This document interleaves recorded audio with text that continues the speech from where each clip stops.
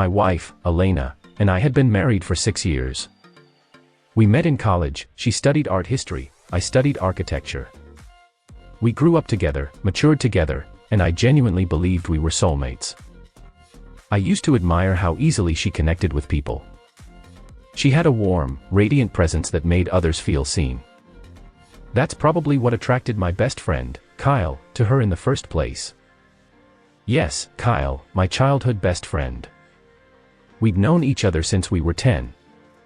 Played basketball together, survived high school breakups, and even co-signed our first apartment during college.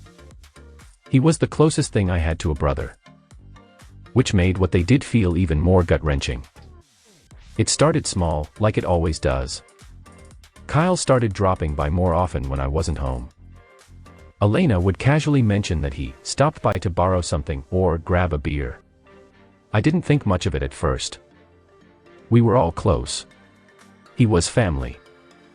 But one afternoon, I came home early from work with a migraine.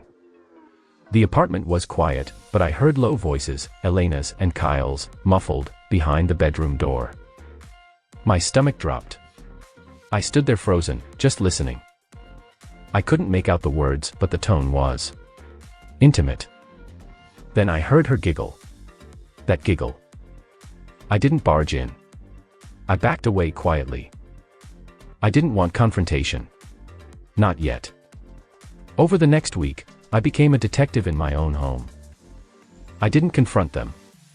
Instead, I started noticing the patterns. Elena's phone suddenly had a passcode.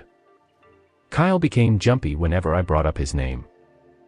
I installed a voice-activated recorder in our bedroom, just to be sure. I didn't want to believe it. But the evidence made it impossible to deny. The first night I played back the recording, I sat in the car, shaking. Elena whispered, "Do you think he suspects anything?" Kyle replied, "He's too trusting." That's what makes this easy. I didn't cry. I didn't scream. I just sat in silence. I had my confirmation. But I wasn't going to confront them. Not yet. I wanted to see how far they'd go.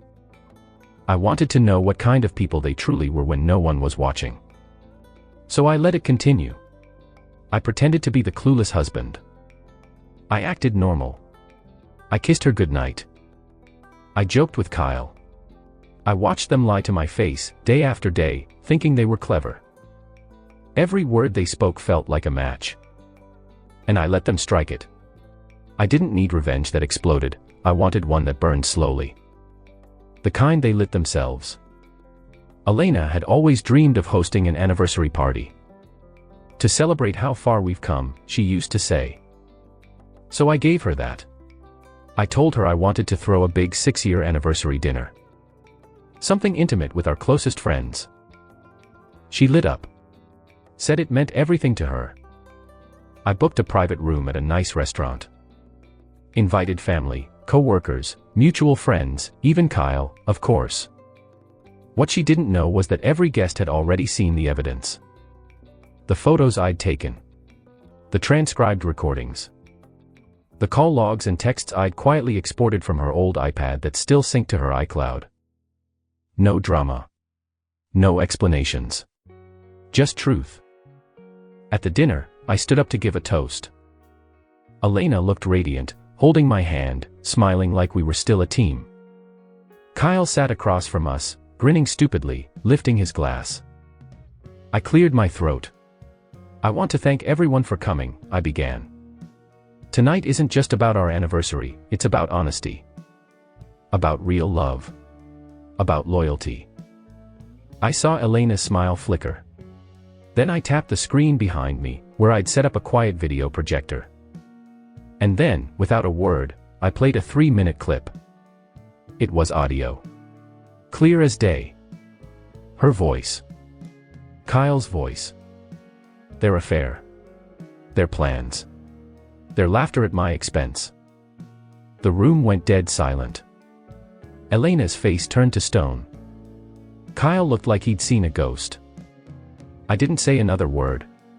I just raised my glass and toasted, to those who thought I was too trusting. And to those who mistook kindness for weakness. Then I sat down. I didn't scream. I didn't argue. I let the silence do the work. Elena ran out crying. Kyle followed her. Everyone else stayed. My mother hugged me, my friends looked at me with a mixture of pity and respect. The people who mattered. They saw the truth. The next morning, Elena came home sobbing. It didn't mean anything, she said. It was a mistake. I handed her the divorce papers without saying a word. Kyle tried to call me later that week. I blocked him. Not out of rage, he just no longer existed to me. It's been 11 months. I've changed apartments. Started hiking again. I cook in silence. I sleep better than I have in years. I've begun painting again too, something I used to do back in college but gave up once life got too loud. Now, with the quiet, I've found color again. Peace.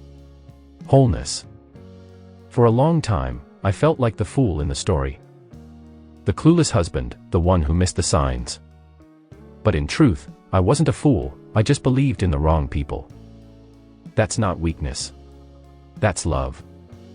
And love, when betrayed, teaches you what strength really is. Elena's name is just a memory now. I heard from a mutual friend that Kyle tried dating her after the fallout. It didn't last. I guess once they were no longer sneaking around, there was no thrill left. They ruined everything we had for nothing. That's the thing about people like them, they don't love each other. They love betrayal. And maybe that's what hurts the most, not the betrayal itself, but realizing that the love you gave so freely was being laughed at behind closed doors. But me.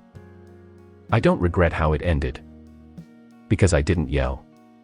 I didn't destroy anything. I simply let them strike the match.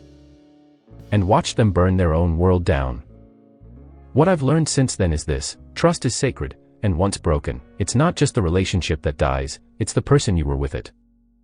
But from that ruin, you can rebuild yourself, stronger and wiser. I am still healing, still learning how to forgive, not them, but myself, for ever letting my guard down so completely. That's my victory. That's my freedom.